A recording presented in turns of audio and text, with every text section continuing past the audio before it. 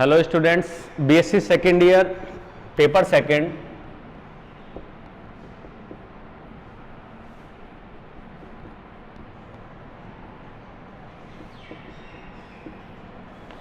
Plant physiology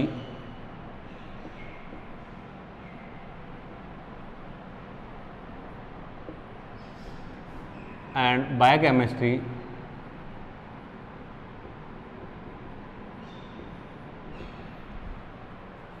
sir आज का हमारा टॉपिक है कैम पाथवे।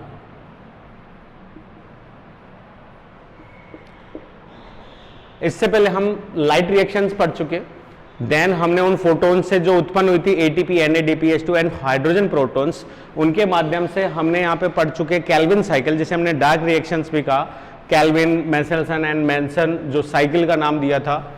उसके बाद हम यहाँ पे पढ़ रहे हैं एक अलग से क्रेंज एनाटॉमी C4 साइकिल, जिसमें प्रथम CO2 ग्रहण करके स्थायी उत्पाद जो है वो C कार्बन 4 है, ऑक्जेलोएसिटिक एसिड।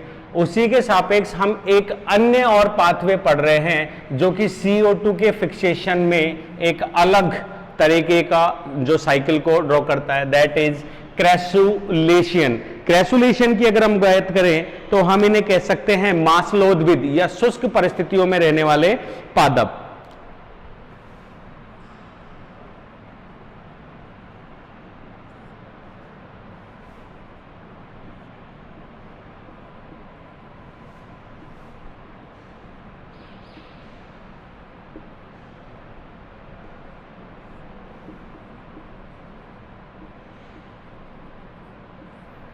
क्रैसुलेशन acid metabolism. क्रैसुलेशन की अगर हम बात करें तो शुष्क परिस्थिति में रहने वाले या शुष्कोद्भिद या जीरोफिटिक पादप हम इनको कह सकते हैं, या इन्हें मासलोद्भिद कह सकते हैं। ये चीज जरूरत क्यों पड़ी, इसके लिए मैं आपको फिर विद एग्जांपल समझाऊं तो कुछ प्लांट्स जैसे कि अगर हम बात करें ब्रायोफिल्लम, सीडियम,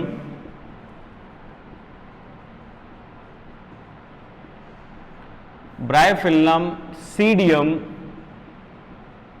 उसके अलावा हम और जीरोफिटिक प्लांट या मरुद्भिद पादपों की बात करें तो इसमें ओपुन्सिया, नागफनी, कैक्टस आदि जो हैं, उन प्लांट्स का एग्जाम्पल ले तो इनमें क्या है, जीरोफिटिक अडेप्टेशन है। जीरोफिटिक अडेप्टेशन क्यों है? क्योंकि इनके जो वातावरण है उसके अंदर आर्द्रता नहीं है, शुष्कता बहुत अधिक है, ठीक है, टेम्परेचर बहुत अधिक है, लाइट इंटेंसिटी जो है वो बहुत अधिक है। तो ऐसे में इस प्रकार के प्लांट्स में एक अडेप्टेशन पाया जाता है कि इनके स्टोमेटा जो हैं वो दिन के टाइम पे क्लोज और नाइट के टाइम पे क्या रहते हैं, ओपन। नॉर्मल कंडीशन में अगर हम कहें तो प्लांट्स के स्टोमेटा जो हैं वो दिन में रहते हैं ओपन और रात में जो है वो क्लोज। उसकी स्टोमेटल रिएक्शंस को हम अभिक्रियाओं को देख चुके हैं। इन अभिक्रियाओं की अगर हम बात करें तो इन अभिक्रियाओं में हम कह सकते हैं कि यहां पे पीएच मेनली, दूसरा जो है कार्बोहाइड्रेट का बनना, ये सारी की सारी चीजें जो हैं वो स्टोमेटा की ओपनिंग एंड क्लोजिंग को प्रिफर करती हैं। आजकल के जो आधुनिक एक्सपेरिमेंटल बेसिस पे जो मत आया है उसके बेस पे जो पोटेशियम आयंस हैं उनकी उपस्थिति जो है वो स्टोमेटा के ओपनिंग एंड क्लोजिंग को जो है कंट्रोल करती है। तो वो सारी चीजें हम पिछले जो टॉपिक्स थे उसमें डिस्कस कर चुके। तो यहाँ पे एक अलग चीज हमको मिल रही है, डे में स्टोमेटाज क्लोज है, नाइट में स्टोमेटाज जो है वो ओपन है। ऐसे में केवल और केवल रात में ही ये CO2 का और O2 का जो है वो विनिमय कर सकते हैं। फोटोसिंथेसिस के लिए CO2 जो गैस है वो नेसेसरी है। ऐसे में दिन के समय में ही प्रकाश संश्लेषण हो सकता है, रात के समय में नहीं हो सकता। ऐसे में दिन में जब CO2 नहीं होगी तो प्रकाश संश्लेषण बाधित होगा। इस प्रकाश संश्लेषण की बाधा को दूर करने के लिए इस प्रकार के जो प्लांट्स हैं इनमें एक अलग टाइप का मैकेनिज्म पाया जाता है जिसे हम एसिड मेटाबॉलिज्म कह सकते हैं। अर्थात इनमें रात और दिन में अलग अलग रिएक्शन होती है जिसकी वजह से अम्लीकरण व विअम्लीकरण की जो प्रोसेस है वो अपनाई जाती है।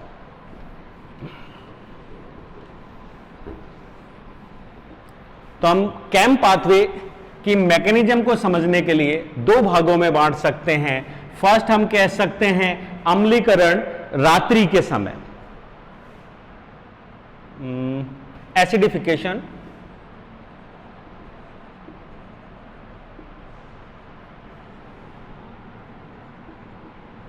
अम्लीकरण, और यह घटना होती है किसमें? In night.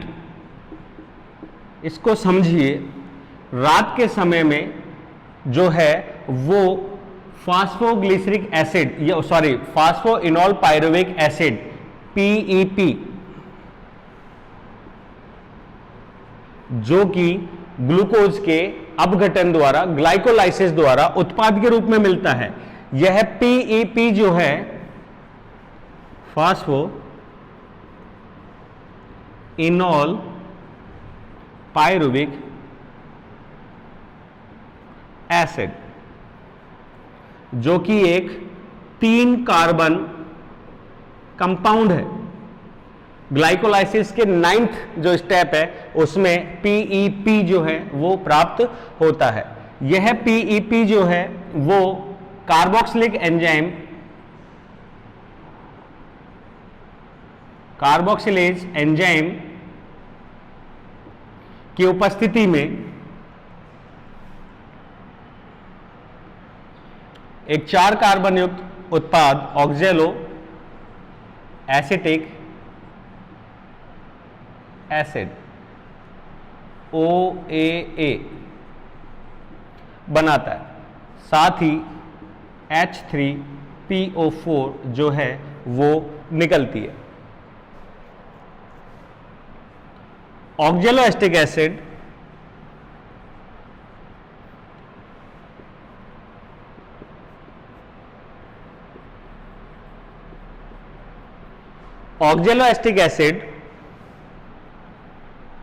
NADPH2, ऑक्जेलो acetic acid NADPH2 की उपस्थिति में dehydrogenase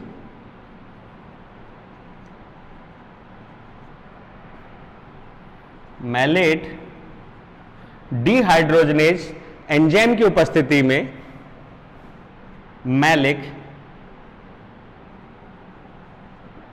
acid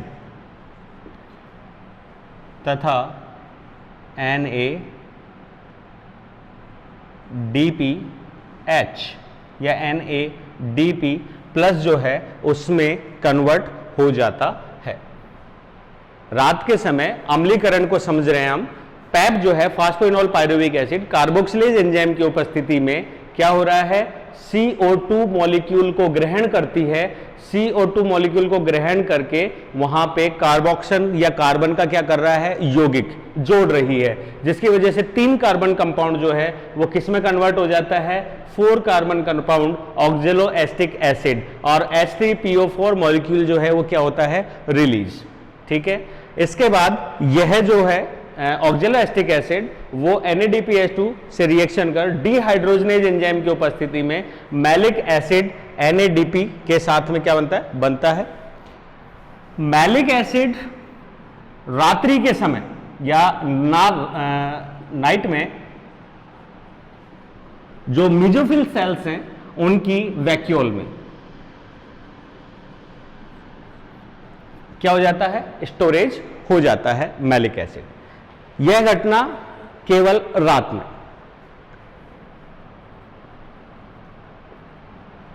step 3, malic acid plus NADP, NADH plus जो है NADP, वो डे में या दिन की उपस्थिति में या लाइट की उपस्थिति में अगर हम कहें तो ये कार्बोक्सिलेज, वो डी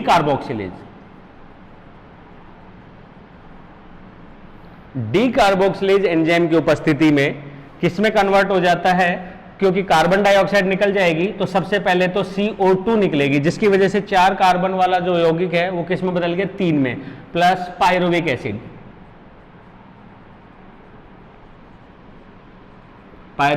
एसिड, जो कि है 3 कार्बन कंपोनेंट। उसके अलावा NADPH2 जो है वो क्या हो जाएगी, रिलीज हो जाएगी। पायरुविक एसिड इस वक्त किसमें है, स्ट्रोमा में, 3 कार्बन कंपाउंड है और यह पायरुविक एसिड जो है वो ग्लाइकोलाइसिस चक्र में यूज में ले ली जाती है और यह पायरुविक एसिड डायरेक्ट कन्वर्ट किसमें हो जाती है, कोएंजाइम ए से मिलके, एसिटाइल कोएंजाइम ए से मिलके क्रेब्स साइकिल के अंदर जो है वो रेस्पिरेशन में प्रयुक्त हो जाती है।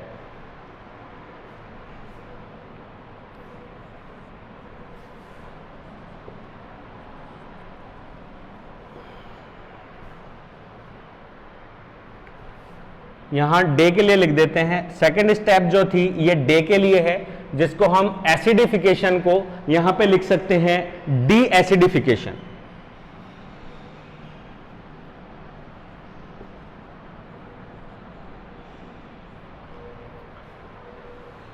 अम्लीकरण या वी अम्लीकरण।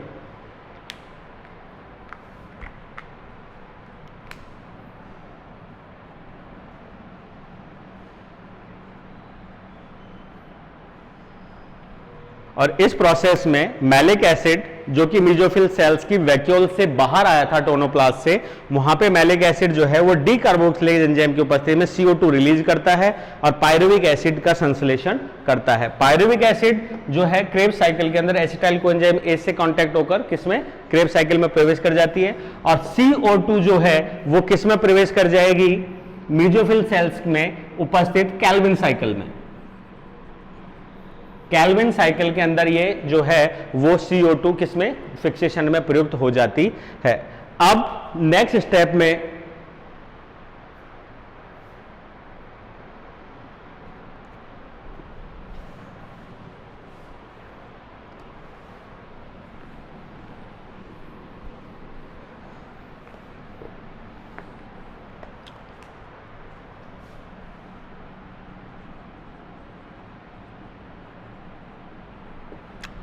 स्टेप 4, पुनः शाम के वक्त जब वापस स्टोमेटाज क्लोजिंग का टाइम आता है तो ऐसे में यहां पर जो पायरुविक एसिड है या जो पैप है,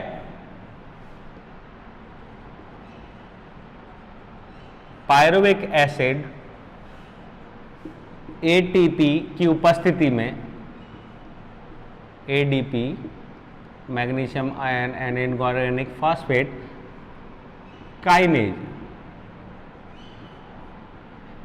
एंजाइम, हम इसे यहां पे ट्रायोज काइनेज भी कह सकते हैं क्योंकि यहां पे ट्रायोज फास्फेट है, या फॉस्फेट काइनेज कह सकते हैं। फॉस्फेट काइनेज एंजाइम की उपस्थिति में ये वापस किस में कन्वर्ट होती है, पैप में, फॉस्फो इनॉल पायरुविक एसिड, ठीक है, पैप में कन्वर्ट हो जाती है। नेक्स्ट स्टेप,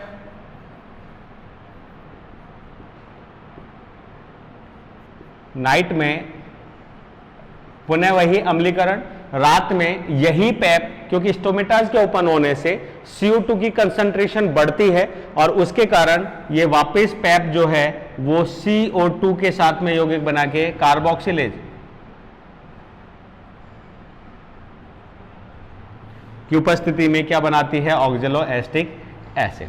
इस प्रकार यह चक्र जो है वो रात्रि में अम्लीकरण तथा दिन में वी अम्लीकरण जो है के द्वारा क्या हो जाता है, CO2 का संचय करता है और वही CO2 जो रात में संचित की गई थी उसको सुबह फोटोसिंथेसिस में उपयुक्त कर लिया जाता है। इस सभी विक्रिया को एक बार साइकिल फॉर्म में और समझते हैं।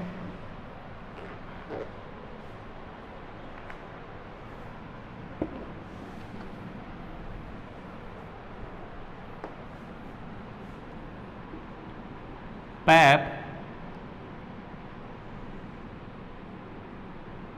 कार्बोक्सिलेज और ये आ गई CO2, क्योंकि हम बात कर रहे हैं किसकी, नाइट, और नाइट में हो रहा है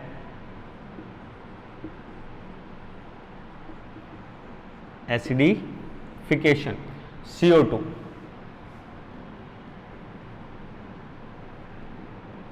बाय एटमॉस्फेयर और रेस्पायरेशन, स्टोमेटाज के थ्रू और आंतरिक कोशिकीय रेस्पायरेशन द्वारा मुक्त CO2 जो है वो पैप द्वारा ग्रहण कर ली गई और किसमें, कार्बोक्सिलेज एंजाइम द्वारा उसको कन्वर्ट किया गया ऑक्जेलोएस्टिक एसिड। शॉर्ट फॉर्म में लिख रहा हूं क्योंकि फुल फॉर्म हम लिख चुके हैं। और ये एक तरीके से 4 कार्बन कंपाउंड है और ये 3 कार्बन कंपाउंड है, और ये C4 साइकिल में भी हमने ड्रॉ किया था जिसमें इसको प्रथम स्थायी उत्पाद के रूप में बताया था। ऑक्जेलोएस्टिक एसिड जो है वो डिहाइड्रोजनेज,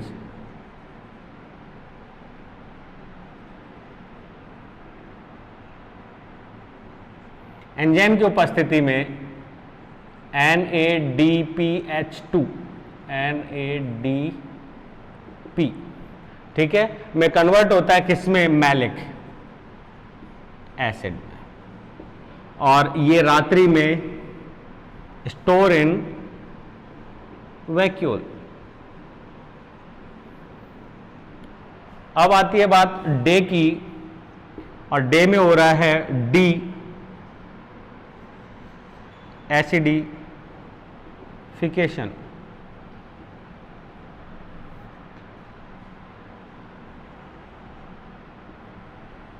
डीएसिडिफिकेशन की बात करें तो ये मैलिक एसिड जो है वो टोनोप्लास्ट मेम्ब्रेन को क्रॉस करके आता है बाहर, और बाहर आके यहां पे एंजाइम है डी कार्बोक्सिलेज।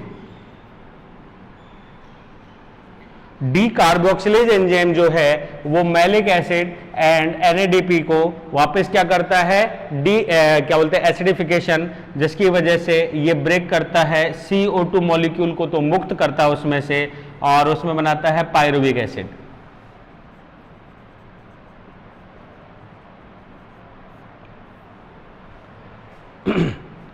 CO2 जो है वो प्रवेश करती है किसमें, कैल्विन साइकिल में,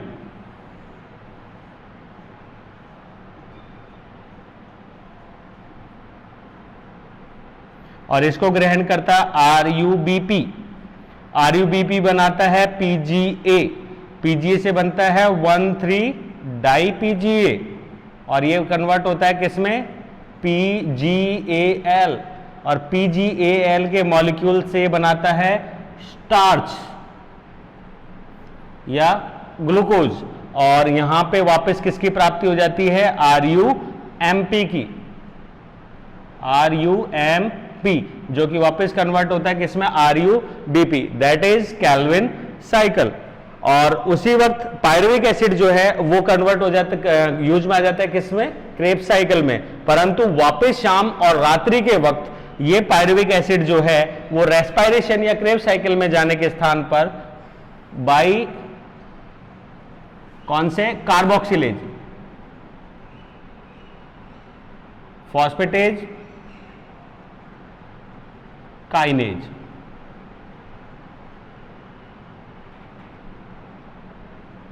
एंजाइम की उपस्थिति में, और इसमें कंज्यूम होती हैं ATP जो रेस्पायरेशन से प्राप्त होती है।